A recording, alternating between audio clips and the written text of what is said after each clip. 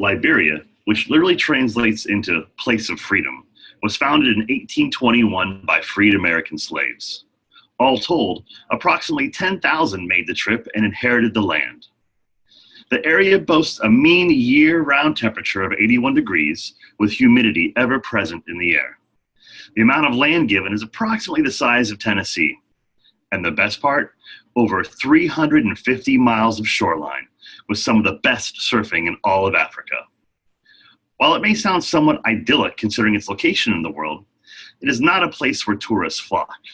The reasons? Instability, poor infrastructure, civil war, war criminals, poor government, an uncertain future.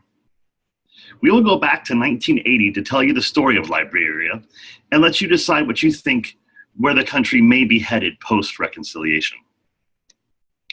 On April 12th of 1980, Master Sergeant Sam Doe led the military coup that killed the sitting president and 26 of his closest followers.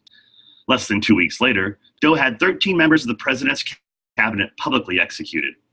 While able to steal power, it became evident after several years that Doe did not have the necessary experience nor vision to lead the nation. In a last-ditch effort to legitimize his government, he won the 1985 election, an election that has been criticized as being beyond rigged by many organizations. Charles Taylor, a one-time friend of Doe, waged a guerrilla war against Doe's regime that crippled the nation and brought it into a full-blown civil war. On September 9th of 1990, Taylor let Doe endure the same fate as his predecessor. On the day of Doe's capture, all 80 men that were with him were killed. Doe himself was paraded around the nation's capital, stripped naked and publicly tortured prior to being decapitated. The final body count of the Civil War had been estimated over 250,000. During the Civil War, a man named Sekou Kone left his job for the government at the Ministry of Finance and fled to safety in nearby Guinea. Once the fighting ceased, he left a successful career and many newly formed friendships behind in Guinea to return to work for the government. With mounting pressure to oust now President Taylor from power, and with Kone's extensive ties in Guinea, he was tapped to be the leader of the Liberians United for Reconciliation and Democracy, otherwise known as LURD.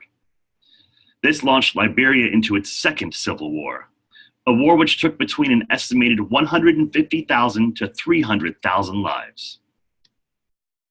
In August of 2003, with Taylor now resigned and in exile, the government and the rebels signed a peace agreement. The United States sent troops in to restore the freshly made peace.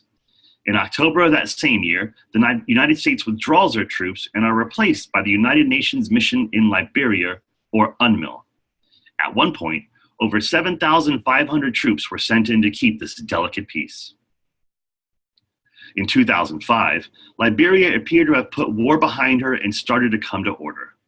The people elected Africa's first ever female president, Ellen Johnson Sirleaf. In February of 2006, with a sense of stability in the air, the Liberian Truth and Reconciliation Commission was established in order to investigate human rights violations committed between 1979 and 2003. In July of that same year, generator power streetlights provided the country's capital with the first electricity it had had in over 15 years. Finally, in December 2009, the TRC published their final report. Now let's take a closer look at one of the men responsible for Liberia's first civil war. I was a priest to the tribe even before the war. And as a priest, it is my responsibility to protect the tribe through the powers that the deity gave me. The deity told me to kill people with the colax he gave me, because that colax is like a pipe that drains the blood of people directly to the dark wall. So even if I had the opportunity to shoot you with a gun, I would prefer killing you with that colax.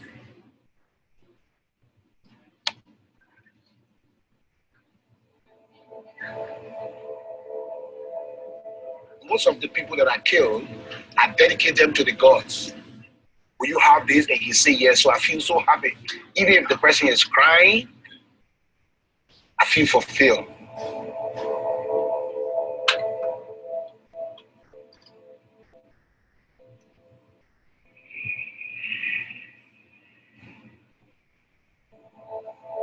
I just used to enjoy putting people in pain. Yeah. The Liberian warlord known as General Butt Naked is one of the most violent warlords in history. In 1989, the general was instrumental in the overthrow of the president, igniting the Liberian Civil War. He claimed to have met Satan regularly and believed fighting naked released spiritual powers of strength and protection, and his followers believed he was impervious to bullets. The general would perform human sacrifices with children before battle, killing innocent children, tearing out their hearts, and dividing it into pieces for his commandos to eat. He was a priest to the Kron tribe and tells of a spiritual retreat when he was initiated at the age of 11 and was given the ability to fly. As a boy, he was bred to be a killer. The general said he enjoyed putting people in pain and serving the deity, that killing and rape were in service to him. And in the Civil War, he claims responsibility for over 20,000 murders. This man learned of the devil before. The devil used it to destroy mankind. For years upon years. But one day Jesus met him. Said, there's a son that is coming in. I have a new assignment for you. He is a proud upon the Christ into the mirror. Let us say, tell them over here number 4. I want us to make them put hand before. From the throne, all naked.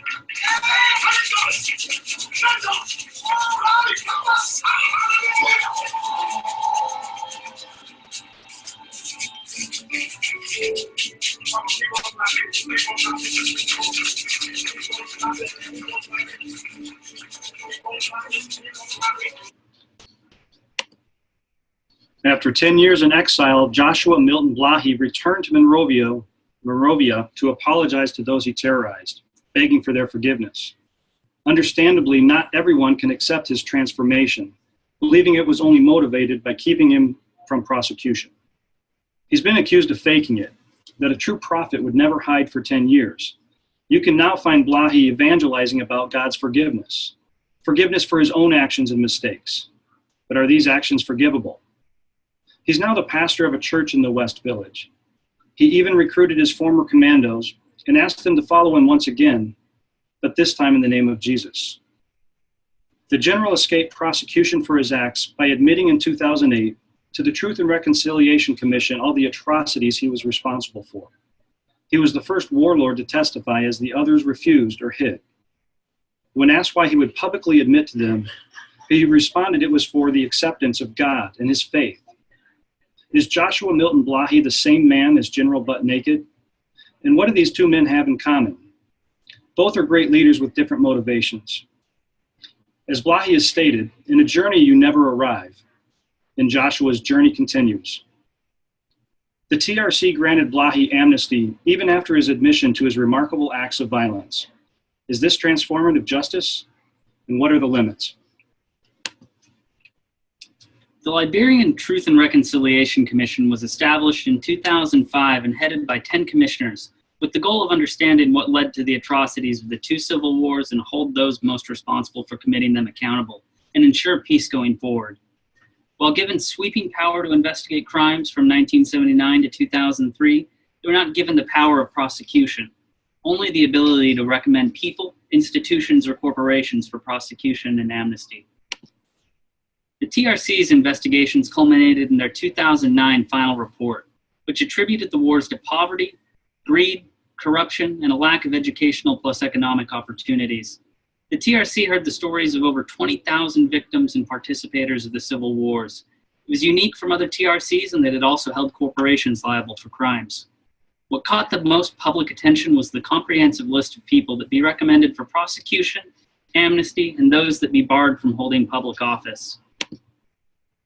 To address the causes of conflict, the TRC recommended for lesser offenders leaning on the tradition of the Palava hut, a restorative process adhering to local custom.